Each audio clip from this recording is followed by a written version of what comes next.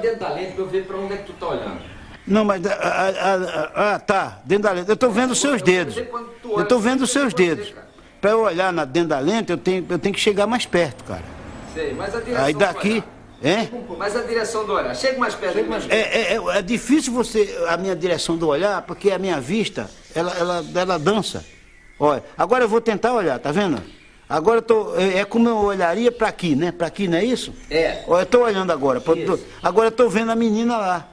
Tá vendo a menina também? Porque a minha vista, uma faz assim, outra faz assim. Eu estou vendo ela. Agora se ela se mexer ali, eu estou vendo tudo. Que vista rica, eu estou vendo vocês de uma vez.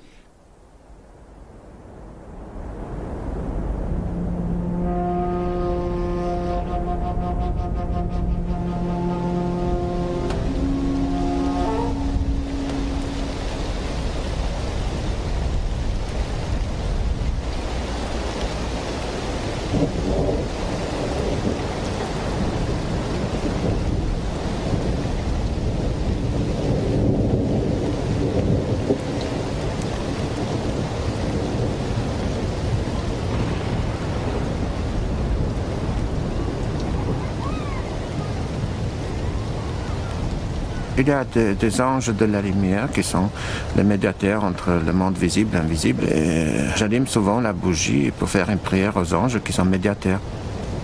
Voilà, il faut croire aux anges. Moi j'y crois profondément.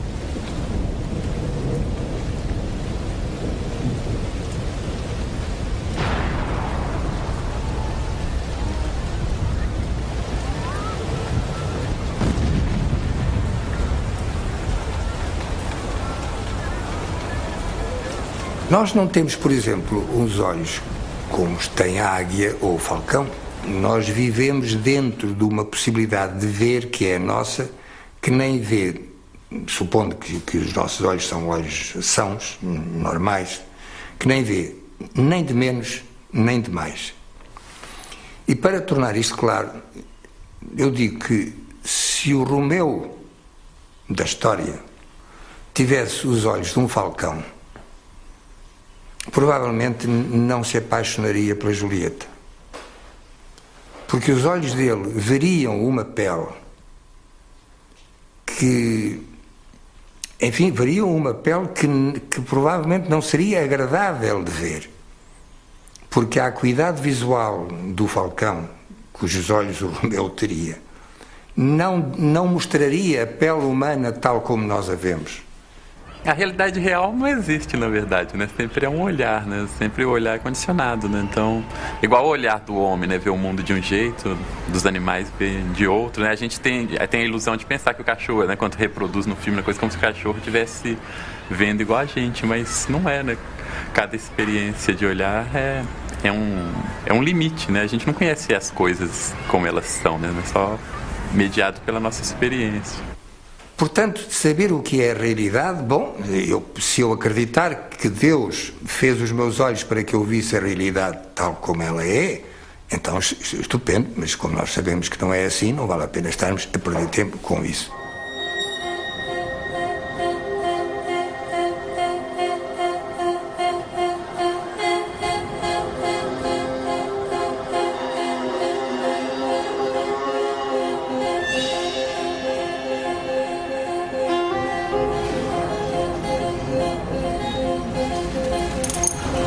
Quer dizer que agora a gente vai conhecer o Gabriel, Raimundo?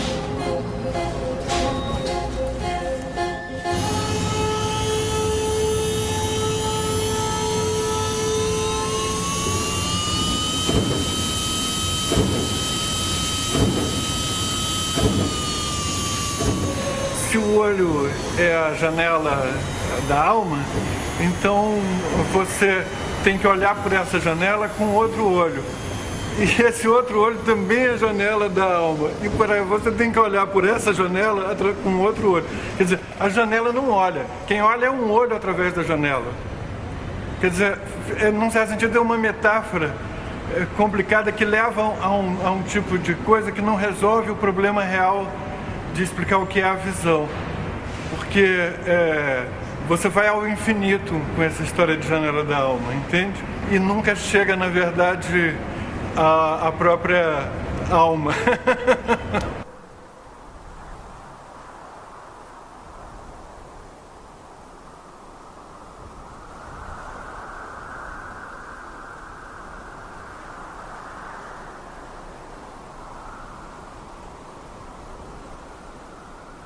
fortunate most of us are able to see also with our ears and hear, and see also with our brain and with our stomach and with our soul. I think seeing happens partly through the eyes, but not entirely.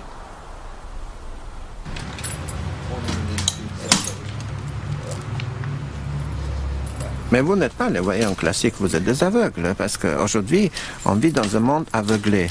On nous propose des images à travers la télé, tout ça, des images toutes faites. Et on ne sait plus voir ça, on ne voit plus rien, parce qu'on n'a plus ce regard intérieur, on n'a plus la distance. C'est-à-dire, on vit dans une espèce d'aveuglement généralisé. Par exemple, moi, j'ai ici une petite télé et je la regarde sans la voir. Mais il y a tant de clichés que je n'ai pas besoin de voir physiquement pour comprendre ce qu'il montre. Et parfois, je vérifie par téléphone, je téléphone à quelqu'un, n'est-ce pas? Il me dit, oui, tu as raison, c'est justement ça ce qui se passe.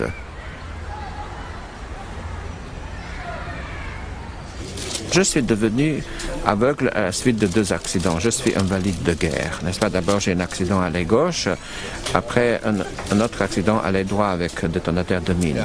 Je suis vraiment victime de guerre, mais après la guerre. Zeker van Marburg prosti prisem z mano. Ja. J'ai fait mes premières photos quand j'étais déjà aveugle. J'étais au lycée. Ma sœur a acheté à cette époque un appareil russe, Zork 6. Elle me l'a prêté. J'ai fait quelques photos de quelques copines au lycée, de quelques copains, et puis j'ai emmené la pellicule chez un photographe qui est déjà mort. Il a développé, et c'était le miracle, donc il avait des images. Et ça m'a beaucoup choqué, surpris. Je dis, mais tiens, je vois pas des images, et pourtant j'ai fait des images. Ja, in zdaj pa rečemo, da od fotoaparata gor sem jaz 40 centimetrov. Čakaj, samo kar zmiru, veš, kje si? Tako, dobro. Ja. Gdje sem? Si? Ha? Dobro, da vidim, ki imaš glavo. Čakaj, tako. Dobro, ok.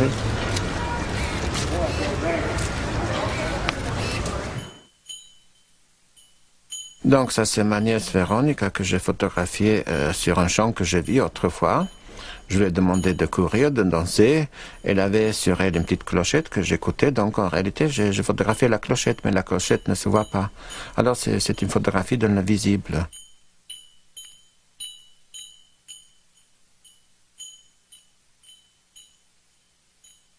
Parfois, je sens moi-même, j'écoute la personne et je dirige l'appareil vers la voix. Parfois, quelqu'un me raconte, parfois il y a des livres qui me racontent, parfois il y a mon cœur qui me raconte, parfois je suis amoureux d'un paysage ou d'une femme et puis j'essaie de la rendre mortelle, n'est-ce pas? Parce que je fais des photos bibliques. Si je fais des nus de femmes, je fais pour des raisons bibliques parce que lorsque Adam et Ève se sont rendus compte qu'ils sont devenus nus, ils ont compris aussi qu'ils sont devenus mortels. Alors je photographie la mortalité des femmes. C'est un peu tragique, mais c'est très beau en même temps. Il faut se rendre compte de la mortalité des femmes pour les aimer plus, dans l'instant, dans la vie, dans le temps.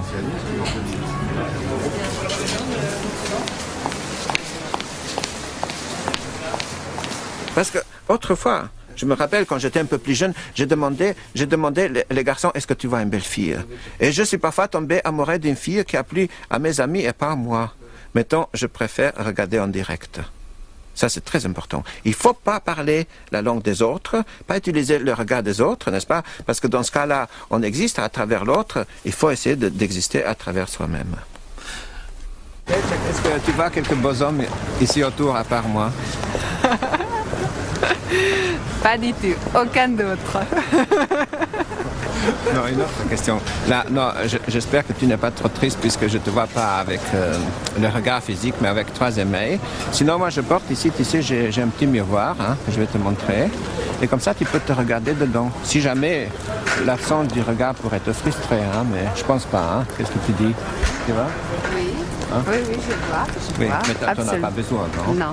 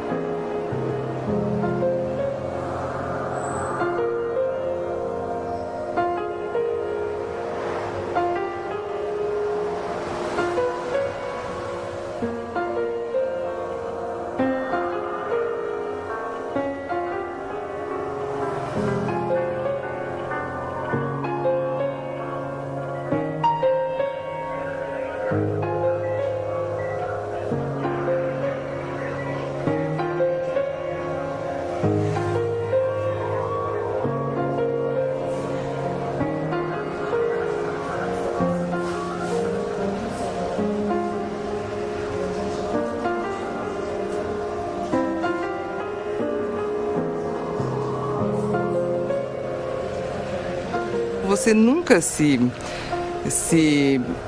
descobre, por exemplo, pensando fora de foco, né? Você acha que você pensa direito, de algum jeito. Às vezes você pensa melhor, ou às vezes você tem dúvida, ou tem problemas, ou tem incertezas. Mas a ideia do fora de foco, no mundo nosso visual, é muito grave, entendeu? Eu não me penso fora de foco, mas... Então, o mundo está fora de foco, ou eu estaria, entendeu?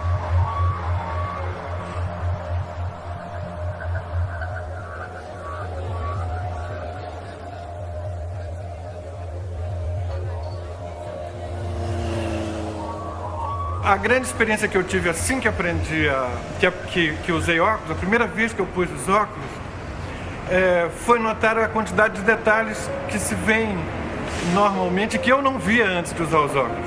Então, por exemplo, uma coisa que eu achei maravilhosa foi ver que as árvores eram múltiplas, quer dizer, eu sempre soube intelectualmente que as árvores eram, a copa das árvores era composta de folhas, mas eu só via aquela massa. Quando pus os óculos e notei que, embora você não visse perfeitamente as folhas individuais, você via a multiplicidade de que é composta uma árvore, aquilo para mim foi uma descoberta maravilhosa. Eu não posso estar em cena sem óculos, sem lente, né? Eu preciso estar vendo o colega, preciso estar enxergando o olho do colega. Eu nem ouço direito. Se eu estou em cena e a lente, já me aconteceu várias vezes, em várias peças, de cair uma pact, saltar. E isso me dá um desconcerto emocional imediato. Eu não posso não ver o colega em cena, para mim é a morte.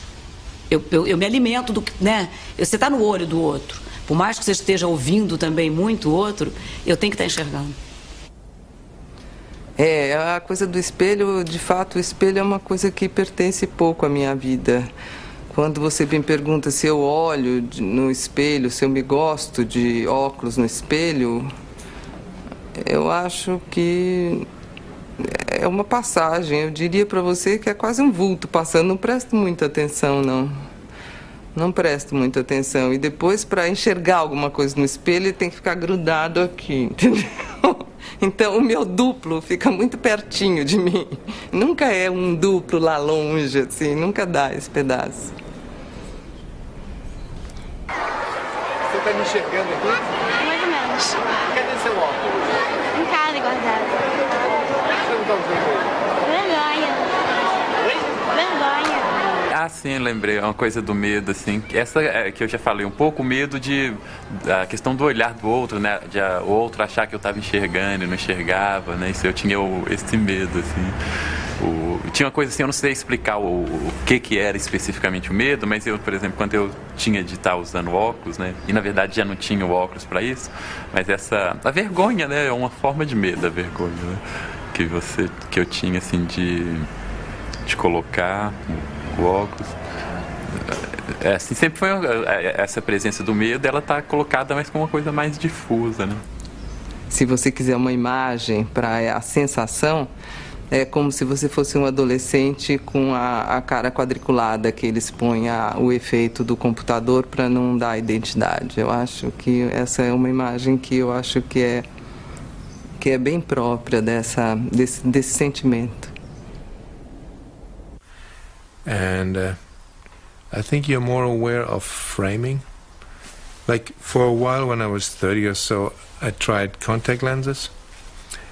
And but even when I had the lenses on, I was constantly looking for my glasses because I saw sharp without the lenses, but I was missing the frame.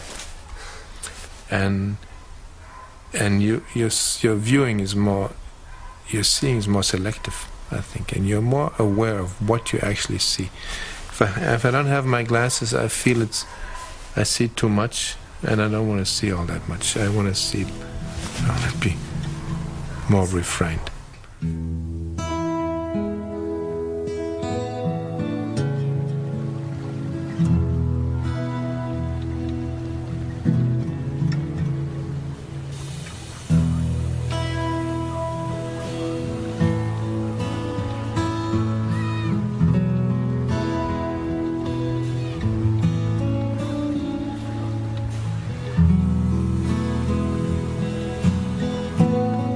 experiência, assim, pra mim, no fundo, aquilo que você pôs antes, foi uma experiência, assim, que naquele momento parecia dolorosa, mas que foi uma coisa enriquecedora, né? Que leva muito pra subjetividade, faz a gente pensar, né?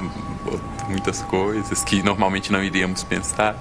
Então hoje eu acho boa a experiência, apesar de que naquele momento eu ter achado ruim. Na gente, nas relações, né? Abre a subjetividade da gente, né? Quando a gente tá só no exterior, tá tudo bem, né? A gente tá tranquilo. Na verdade, o conhecimento nasce muito disso, né? Do incômodo, né? O incômodo nos faz pensar, né? Procurar coisas, então... Não me preocupou muito, não. Nunca me preocupou muito, não. A única coisa que eu sempre me recusei, e que me aconteceu muito raramente, foram moças que estavam na cama comigo, me pediram para eu tirar os óculos, eu não gostava de tirar os óculos. Mas poucas moças me pediram isso. Poucas companheiras de cama chegaram a me pedir para tirar os óculos. Eu achava elas meio degeneradas, porque faziam questão que eu ficasse sem óculos. Mas geralmente eu não cedia, não. Eu vi o mundo, em primeiro lugar, através do cinema, entendeu? O mundo eu fui conhecer depois do cinema. Eu comecei a sentir problema de visão no cinema. Eu indo ao cinema, eu não via em foco. Então isso foi o que me chamou a atenção. Entendeu? Então antes eu via bem, né? E a um determinado momento eu passei a não ver tão bem. E não foi a realidade que me chamou a atenção, foi o cinema.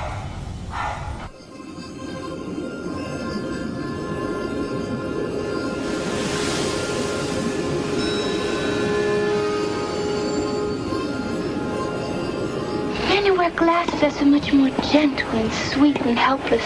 Haven't you ever noticed it?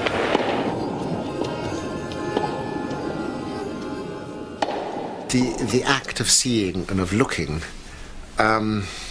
it's not just looking out there, not just looking at what is visible, but I think also looking at what is invisible. And in a sense, this is what one means by imagination.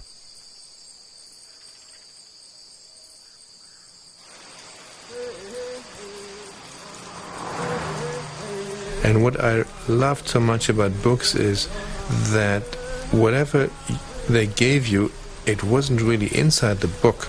It was like what you added as a child that made the story happen. It was like, as a child, you could read between the lines and you could add all your imagination.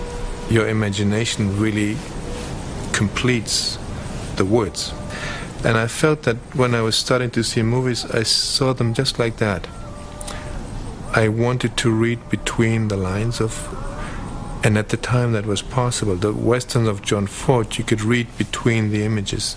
There was so much space between every shot that you could still project yourself into it. And now today movies are sort of completely closed. They're wall to wall.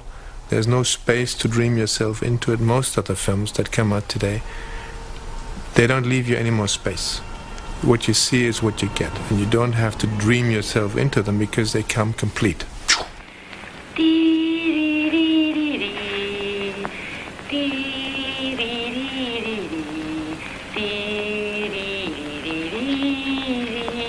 Eu sou muito dominado pelo primitivo, sabe? Eu acho que o primitivo é que manda na minha alma, mais do que os olhos. Eu não tenho... Eu não acho que seja pelo olho que entram as coisas minhas. Elas não entram, elas vêm, elas aparecem de dentro de mim. Não entram pelo olho, não. Infelizmente eu estou dizendo uma coisa que não é aquilo que vocês querem. Não. O olho vê. A lembrança revê as coisas. E a imaginação é a imaginação que transvê, que transfigura o mundo, que faz outro mundo para o poeta e para o artista de um modo geral. A transfiguração é que é a coisa mais importante para o artista. it's not just as if the eyes, something, if one says the eyes are the window of the soul, it suggests somehow in a sense that the eyes are passive or that things just come in. But the soul and the imagination go out. I mean, what one sees is continually modified by what one knows, what one hopes, what one wishes, by one's emotions, by the culture, by the latest scientific theories. I think sort of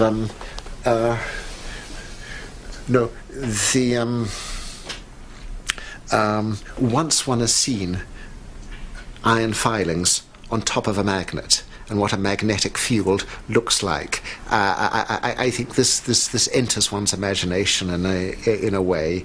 I can see, in a sense, the invisible field around the magnet.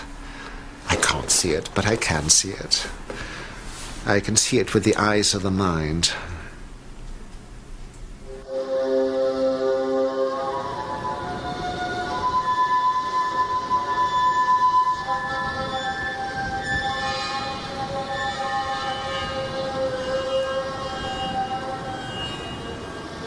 My father's sister, my aunt, she was my favorite aunt. She was blind. And when I was little, I always tried to run around with closed eyes because I really wanted to know what it was to not be able to see. So I would try and see how long I could go in the house without seeing. I think I never made more than half an hour. I mean, and then I just couldn't physically bear it. I had to open my eyes again. Because she lost her eyesight when she was 7 or 8 years old, and ever since never saw anything anymore. And I just couldn't imagine how it was not to be able to see. I was very preoccupied with that when I was a kid.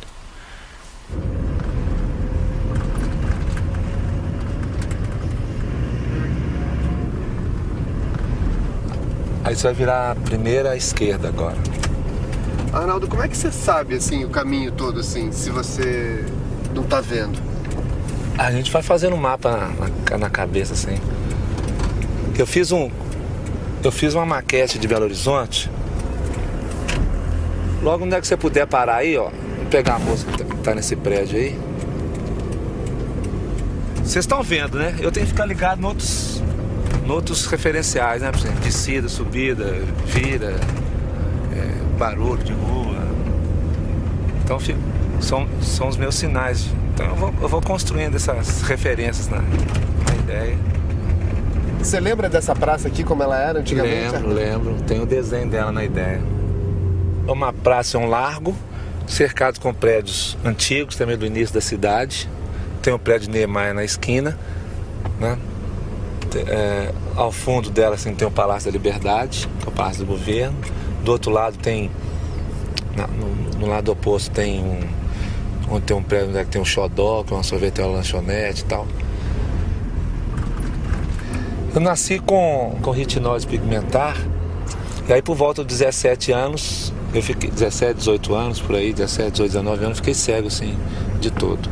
Bom, a primeira dificuldade é a gente aceitar a cegueira, né? Foi um processo assim, quer dizer, eu tive uma facilidade, que eu morei numa casa que tinham 40 pessoas, cada minha avó, vovó e vovô, e com os 10 filhos e mais um montão de netos.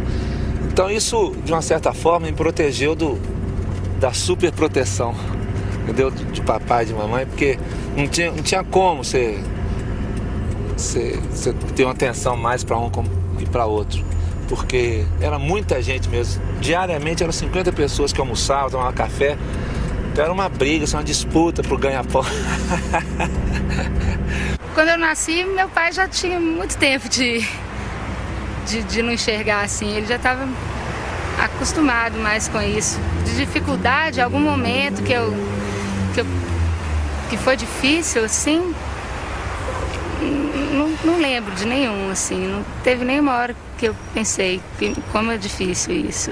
Eu não me lembro, assim, de papai e mamãe terem alguma atitude,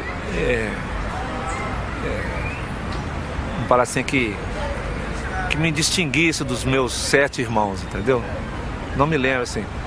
Eu não sei se por compreensão deles, por entendimento que não devia dar um tratamento especial, ou porque era impossível. Meu pai ganhava muito pouco. E eu, em vez de ficar achando isso como um problema, era o contrário, assim, a gente queria levar meu pai na escola, para todo mundo conhecer meu pai cego, assim, era um orgulho, assim, gente, vocês têm que conhecer meu pai, ele não enxerga, e era uma vantagem quase, assim, em relação com as outras meninas. Meu pai sabe, eu já tive que levar ele na escola várias vezes, assim, para todo mundo ter certeza que ele não enxergava mesmo. Fora isso, eu levava porrada com os meus irmãos, assim, entendeu? Recebia tarefa para fazer. E meus tios também, faz isso, vai comprar aquilo, sabe? Menino, vai comprar cigarro, vai comprar isso. E fazia arte com todos os primos. Eram 20 primos que moravam na mesma casa, mesma idade, era uma loucura. Então, por exemplo, quando eu comecei a aprender a ler, eu tinha que ler para ele, eu queria ler para ele, queria que ele ouvisse. Não tinha jeito dele ler para mim, então tinha esse estímulo, assim. Eu acho que isso era uma coisa diferente para as outras pessoas. Eu estar sempre contando para ele as coisas que eu estava vendo, que eu estava conhecendo. Minhas meninas, por exemplo, aprenderam a comer rapidamente, porque eu ia dar comida, a Beth dava aula de manhã, eu ia dar comida para a Madalena, por exemplo, enfiava arroz na orelha, no cabelo, aí eu punha lá, travessa no chão, ela ficava fazendo a bagunça, aprendeu a comer rapidinho, ia falar rapidinho também, porque ela apontava uma coisa para mim, eu não sabia o que era, né?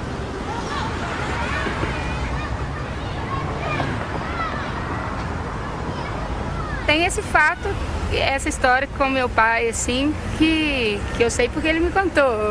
Contou pra minha mãe 20 anos depois, mas que quando eu era pequena, assim, criancinha, de 1 ano, sei lá, um bebê, no mar, ele estava no mar comigo, e veio uma onda, e a onda me jogou para um lado, e ele foi pro outro, e ele ficou perdido na praia, não tinha ninguém, e ele, cadê minha filha? Cadê minha filha? Nossa, essa hora foi terrível, porque não tinha ninguém na praia, era tardinha. A sorte, assim, é o tal do contraste, né? Que eu ainda era no poente, então a água fica toda leitosa, branca, assim, prateada do sol. E essa moça, quando toma sol, fica uma negra, que o Alabama não aceita. Mas aí eu, olhando assim, parado, tava estático, assim, passou aquela coisa negra, assim, na água, naquele leite, eu bati a mão, era ela. Daí a razão dos cabelos brancos. Foram 10, 20 segundos, sei lá, que século de angústia.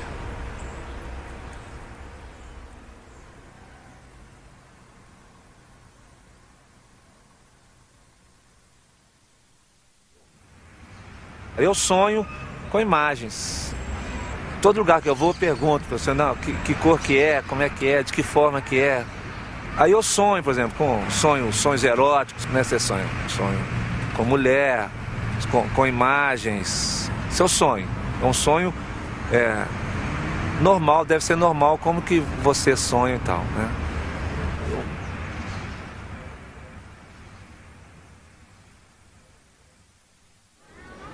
Agora, na vida sexual, no relacionamento afetivo com mulheres, acho que tem as dificuldades que nós todos temos, né, assim, o medo e tal, mas não tem não, assim, na transa ali, na cama ali, não tem problema não, assim, não tem não. Você usa, você não sente falta de ver? Não sinto não e, quer dizer, esse negócio da mão, do tato, assim, as parceiras sempre gostam, assim, né, do tato, assim, porque explora mais, né, assim, com a mão, sei lá. Então, e no escuro,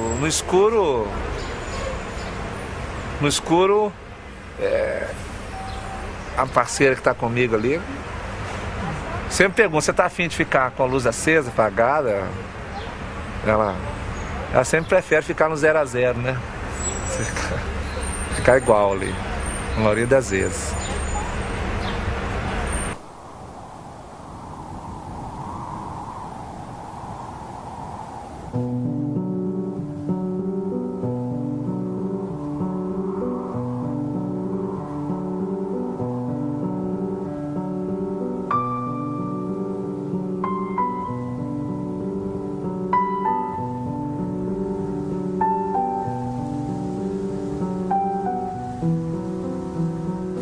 I can look at you, and you probably see that I can look at you. As before, when I was looking at somebody, that somebody always turned and who am I talking to, which is terribly upsetting, because you don't get that contact with people. I remember my mother always looking at me with very depressed and sad way, kind of looking at you, but not communicating with you, but looking through you and saying, "Oh, my poor child, oh, how horrible," and that has affected my sort of that I'm a failure because my mother looks at me that way, and. But I was determined not to be a failure, and fight back and do what I can, and choose a profession where something that I have, which nobody else has, can turn it into that piece of ash, turn it into a jewel.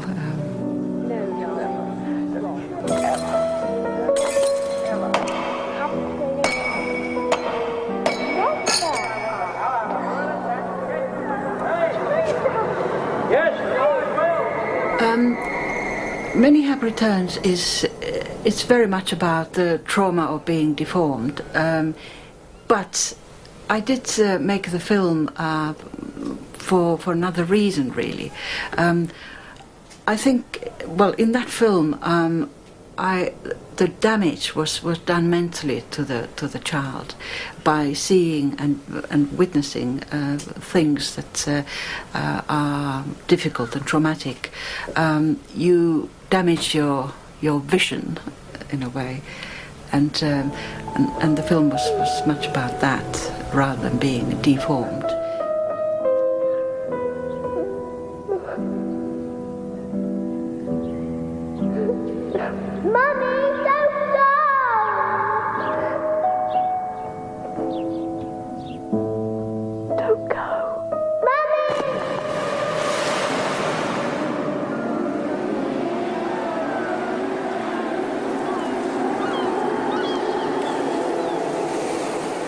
I wanted to be a princess, just like my schoolmates, and play the part of the leading princess in the school play. But I was never ever chosen to be the princess, and then my part was to be a king.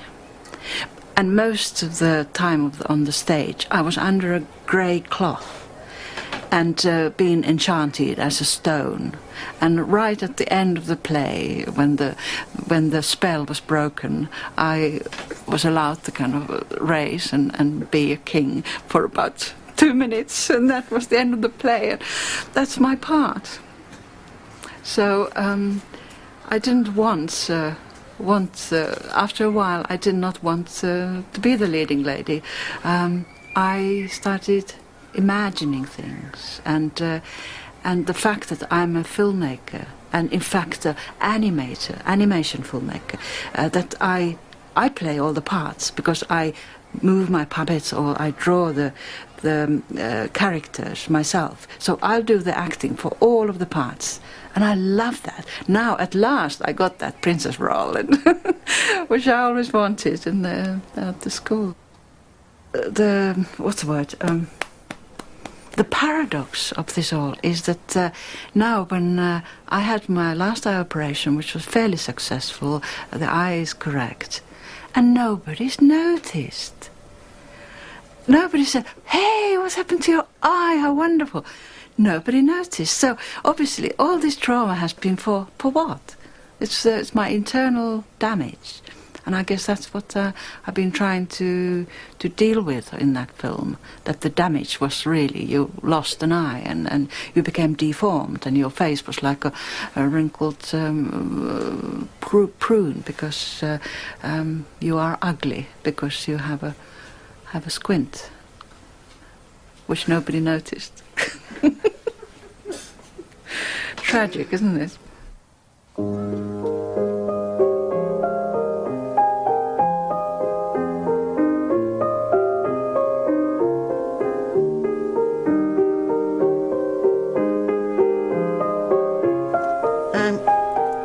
When you asked that question, are there some moments that we do things differently?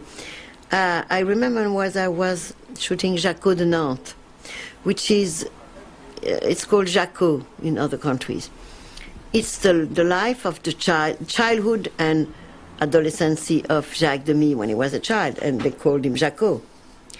So I was shooting the film that he had told me his story, and he was there watching the shooting of himself as a child. And that was happening in a garage in Nantes where he had been raised, the real place. Erxam Gamex, que j'ai tourné.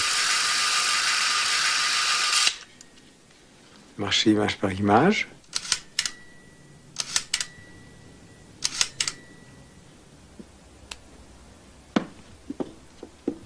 And I remember thinking, I do all that fiction about the youth of Jacques, but Jacques is there, alive, and maybe not alive for a long time, since he was ill.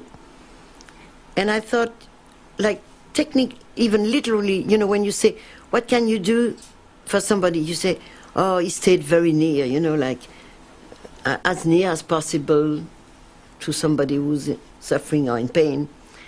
And as a filmmaker, being near is near. So I filmed what other people can see, his face, arms and hands, which means nothing especially intimate, that I say, like in his bath or at home. But the way I filmed his arms and hands and face, so near, like the texture of that man, the skin, you can see each hair, you know, like you're inside the skin. It's very, very near. I think this is a vision I only had because I was afraid to lose him. And I lost him. He died maybe 6 months after we did these shots.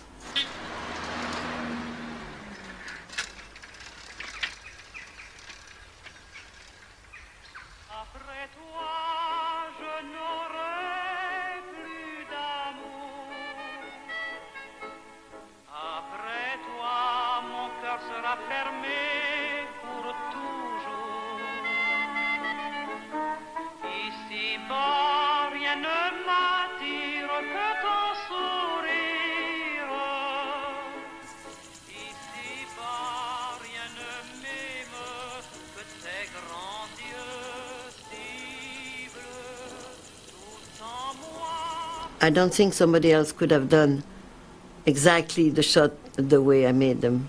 So, again, the vision is alterated by feelings, strong feelings.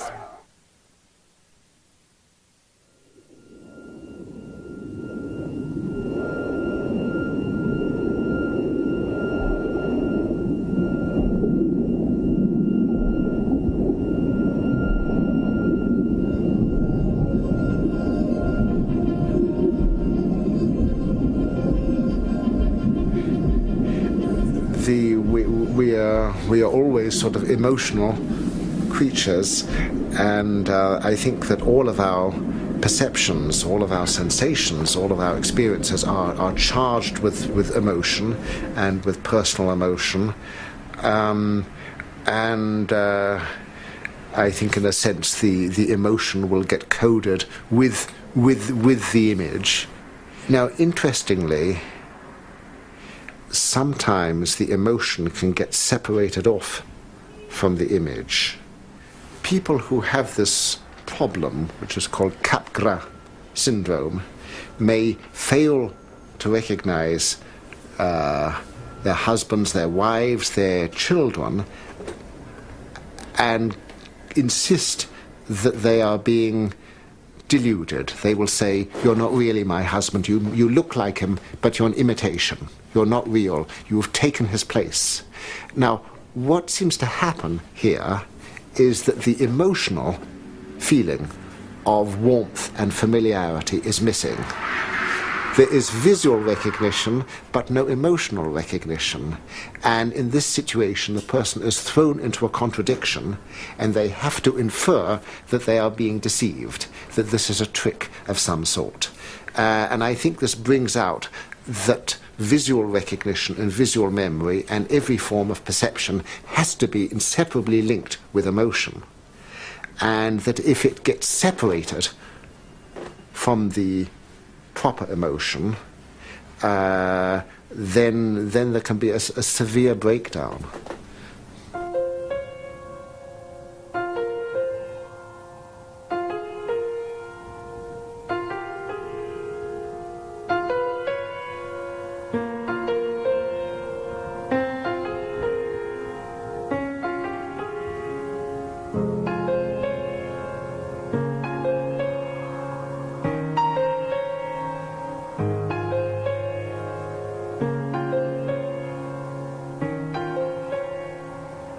Que é olhar? É uma interpretação, né? Sempre é uma interpretação. Tudo que a gente olha, a gente está mediado, né, pelos nossos conceitos, pelos nossos valores. Então, agora, tem tanta coisa, né? Às vezes a gente é uma mesma coisa, né? O Otávio Paz fala, às vezes a gente passa diante do muro, sempre vê o muro. Num determinado dia aquilo se abre diferente, né? Parece outra coisa, uma coisa nunca vista antes.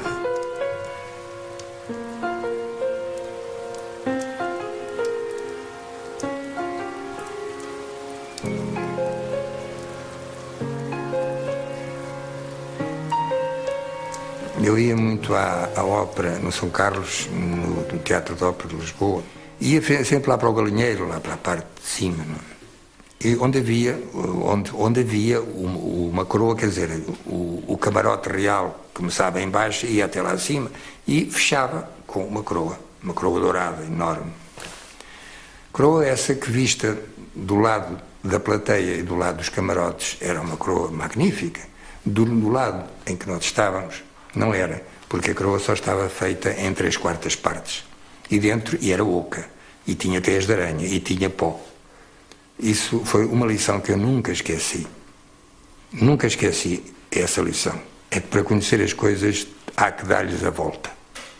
Dar-lhes a volta toda. Eu vejo, por exemplo, eu vejo normalmente. Para mim, eu acho que para mim é normal. E a vista não para. Eu estou sem óculos mesmo para você ver que a minha vista não para, ela é assim, né? E eu vou deixar você fazer umas perguntas para depois eu começar a contar as coisas da vista, do que é da vista. As coisas... Pode contar lá. Eu posso ir contando? Pode. Então, eu vou contar, por exemplo, quando eu começava a namorar, para as namoradas. Tinha uma brincadeira lá, Lagoa da Canoa, que a gente chamava de casamento oculto. Casamento oculto. Então era o seguinte, ficava 10 rapazes aqui e 10 moças lá do outro lado, né? E tudo bem, rapaz, naquele tempo tinha 9, 10 para 10 anos. Ficava todo mundo ali e tal. E nessas alturas, cada menina bonita, rapaz, poxa vida, linda, né? Aí os meus olhos ficavam... E você via as meninas bonitas de longe? Todas, perfeitamente.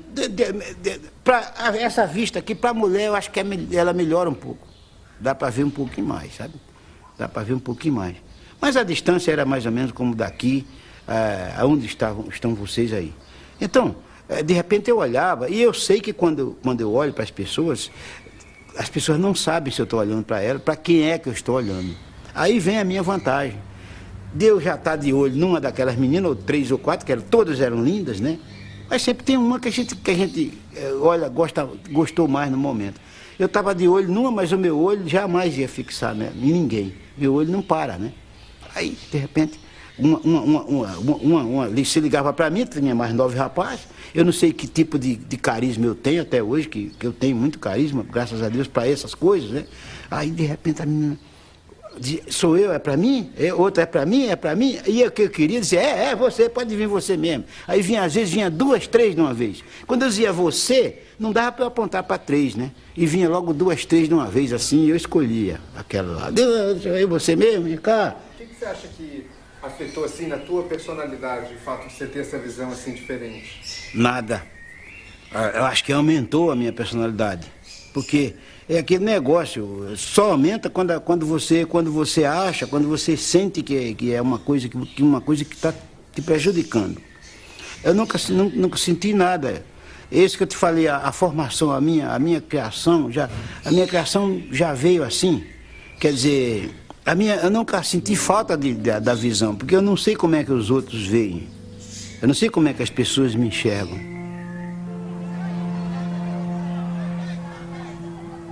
É uma coisa linda, viajando de ônibus é uma coisa, é um sarro com essa vista aqui. De ônibus é o sarro. Bicho, eu tô lá na cadeira, lá, tô vendo coisas maravilhosas que ninguém tá vendo e eu tô vendo. E tá todo mundo achando que eu não tô vendo, enxergando menos do que eu.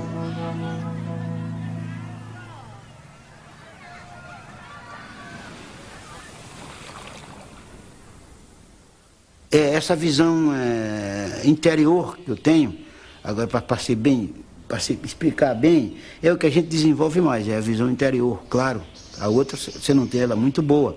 Mas a interior, por exemplo, esse ponto aqui nosso, de todos nós, de qualquer ser humano, qualquer um, aonde ele enxerga mais é por aqui assim.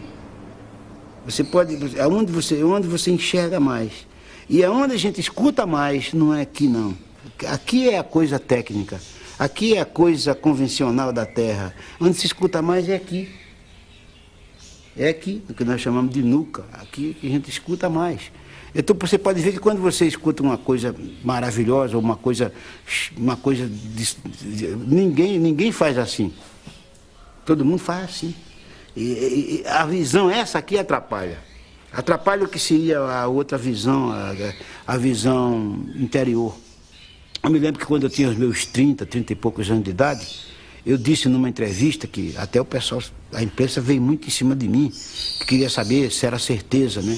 Que eu pedi a Deus para Deus me deixar um tempo cego mesmo, eu queria cego aparente, eu queria ser, porque tem outras coisas que eu sentia que eu poderia desenvolver mais, que eu olhando, era tanta coisa ruim que a gente vê, que atrapalha a visão certa, a visão das coisas que a gente quer fazer na vida.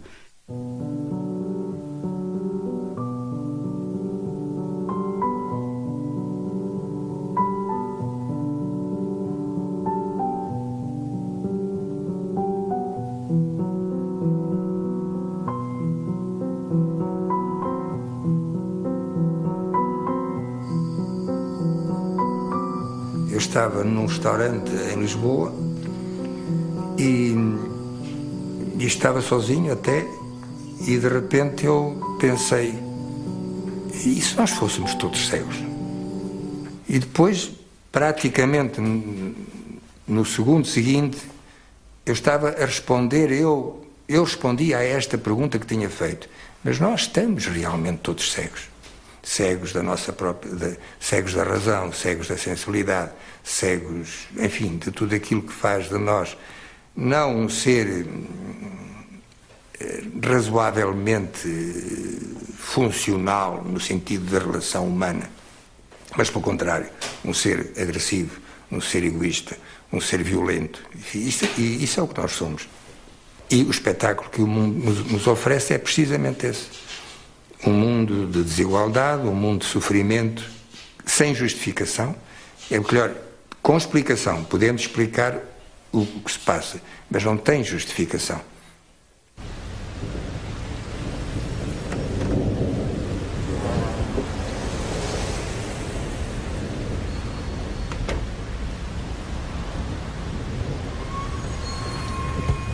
L'image qui me manque le plus, c'est celui qui manque à tout le monde, c'est-à-dire de pouvoir se regarder avec ses propres yeux. N'est-ce pas? Les autres croient qu'ils se regardent avec ses propres yeux, mais ils ont besoin d'un miroir comme moi, sauf que chez moi, les miroirs sont différents. N'est-ce pas? Mais pour moi, c'est aussi une chance, parce que comme ça, je ne peux pas me noyer dans l'eau comme le malheureux Narcisse. Je suis Narcisse sans miroir, alors c'est une chance. Eugen. Oui. Ich muss En français. sehen, Oui, oui. Merci. ob alles gut ist. Oui, danke, ja.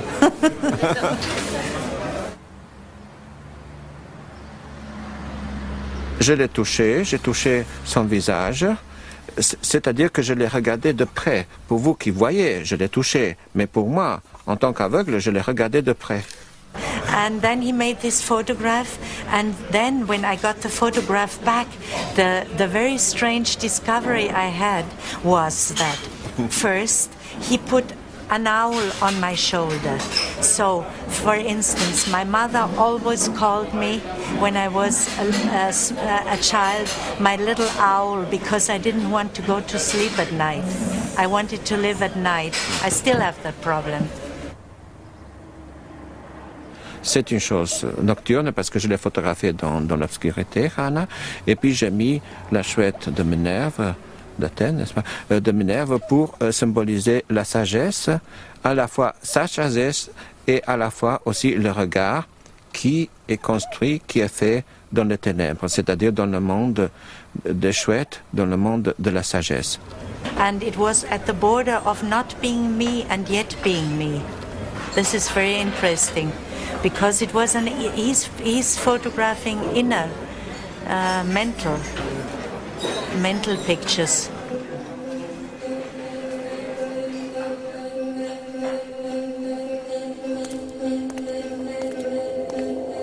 Pour moi, c'est-à-dire le langage et l'image c'est lié, c'est-à-dire le verbe est aveugle, mais c'est le verbe qui rend visible.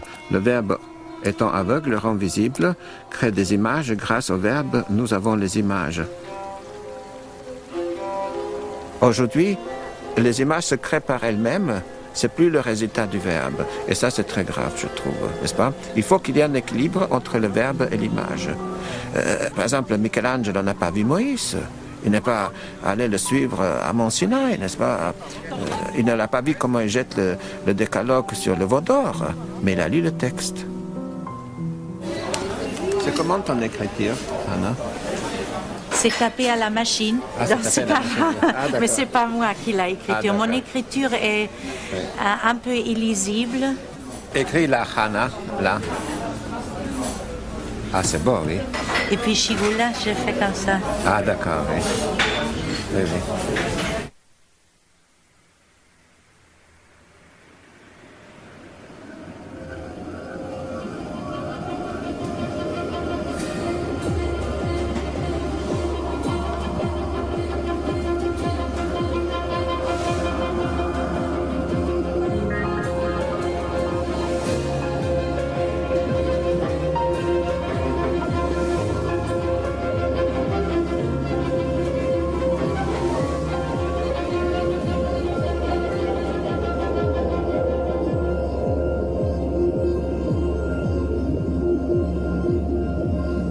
O que eu acho é que nós nunca vivemos tanto na caverna de Platão como hoje. Hoje é que nós estamos a viver, de facto, na caverna de Platão. Porque as próprias imagens que nos mostram a realidade, de alguma maneira, substituem a realidade.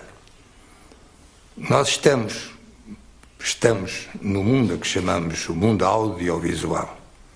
Nós estamos, efetivamente, a repetir a situação das pessoas aprisionadas ou atadas na caverna do Platão, olhando em frente, vendo sombras e acreditando que essas sombras são uma realidade. Foi preciso passarem todos estes séculos para que a caverna do Platão aparecesse finalmente num momento da história da humanidade, que é hoje. E vai ser cada vez mais.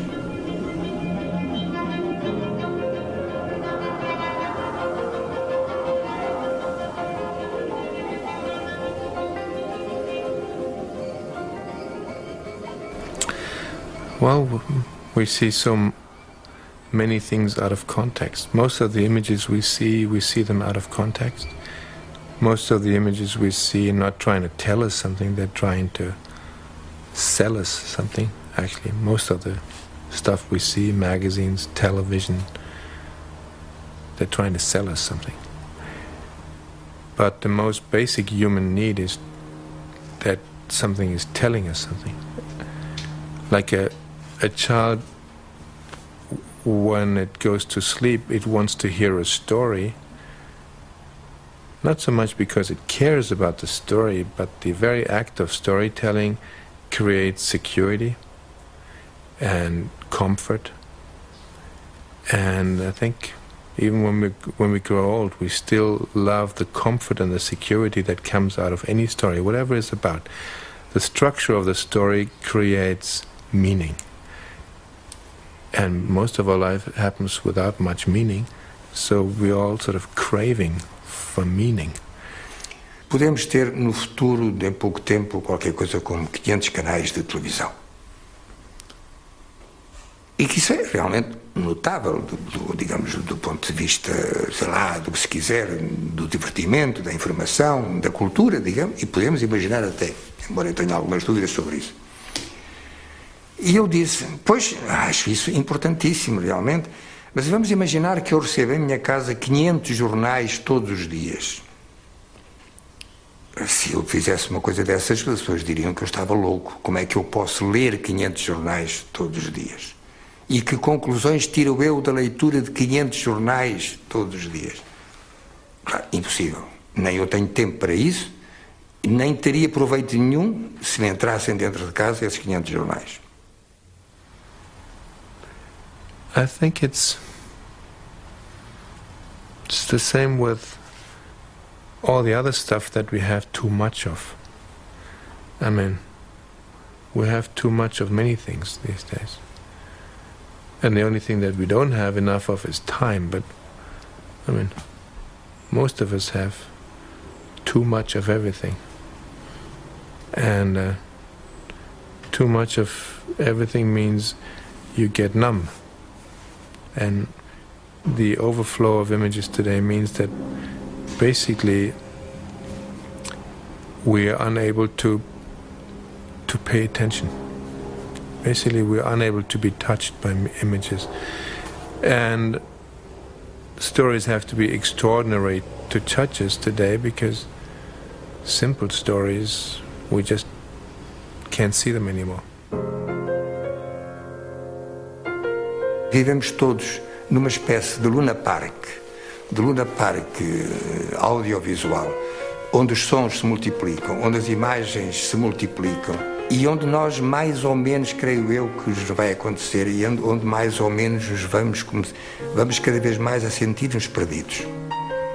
Perdidos, em primeiro lugar, de nós próprios, e em segundo lugar, perdidos na relação com o mundo. Acabamos por circular aí sem saber muito bem nem o que somos, nem para que servimos, nem que sentido tem a existência.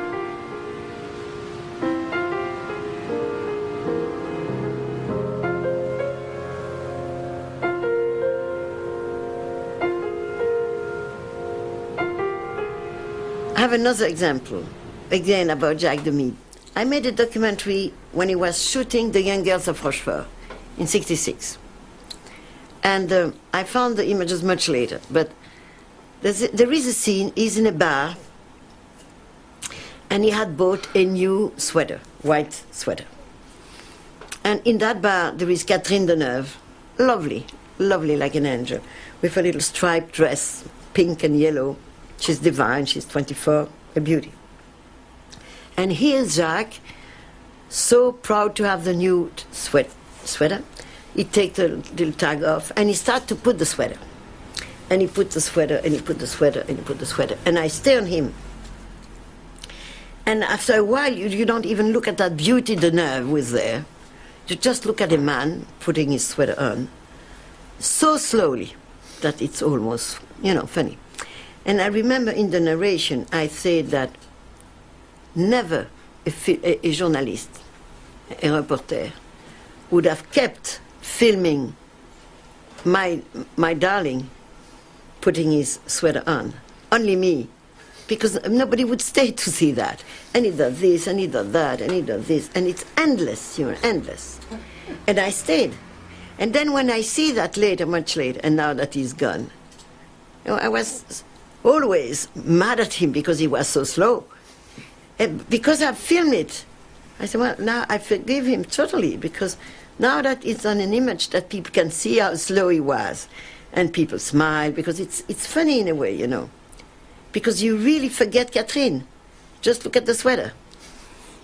And I think only me, loving him in a way, could have filmed that image. So the alteration is not because you're ill or sick or blind or something. I think it's the feeling you have. It's your position in the moment of the filming, your relation, your thread with the subject that you're filming, or the person, or the time of your life and all that. Don't you believe? Au départ, c'était un film de famille. Rosalie était contente d'être là, très contente. Ma petite maman aussi, mais elle avait toujours peur de déranger. Un reporter n'aurait jamais filmé en longueur mon chéri mettant son pullover à un rythme qui n'appartenait qu'à lui.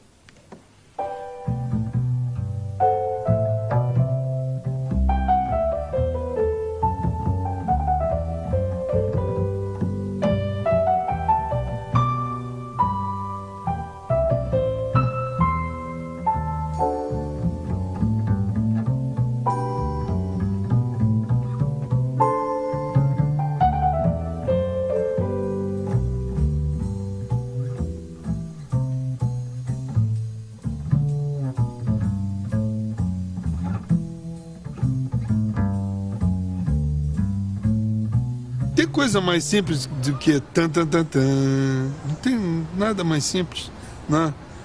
No entanto, para se chegar a isso, né, a essa redução do trágico, né, do anúncio do trágico, eu acho que o Beethoven deve ter sofrido muito para ter chegado até aí, mas ele conseguiu isso, essa síntese. É simples, não é? Não é que o simples seja, entendeu, o desleixado, não é isso, entendeu? É o simples, o substantivo, é a única coisa que poderia ser, é aquilo, é o irredutível, né? É isso que eu chamo simples. Eu acho que nisso talvez esteja um pouco a minha ideia do que seja a beleza.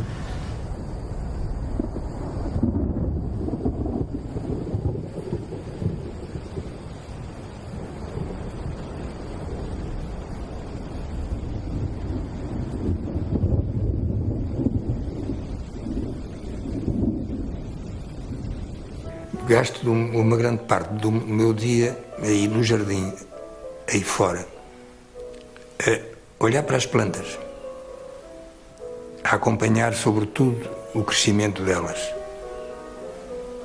Esta preocupação minha com aquilo que cresce, e neste caso estou a falar, digamos, das plantas, e aquilo que está a passar nas plantas, a flor, o fruto, enfim, tudo isso, se está mal, se tem alguma praga, se tem qualquer coisa, enfim, tudo isto. E, sobretudo, esta atenção muito particular ao crescimento da árvore, ou da planta em geral. No fundo, talvez tenha uma outra razão que eu não tinha pensado antes, nunca. Que como, enfim, tenho 77 anos, não? Como a minha vida se vai aproximando do fim, é como se eu tivesse a necessidade de assistir, de ver aquilo que de alguma forma está ainda no princípio, porque está a crescer. Eu deixo ao jardim só para estar, ver, e algumas vezes até, não direi falar com elas, porque elas não me respondem, mas comentar, digamos, mais ou menos em voz alta, como é que estão, se têm bom aspecto, se não têm bom aspecto. É uma coisa um pouco pateta, se calhar, um pouco ridícula, mas enfim. Mamãe, força, atenção que o Gabriel tá chegando com a mãozinha na frente.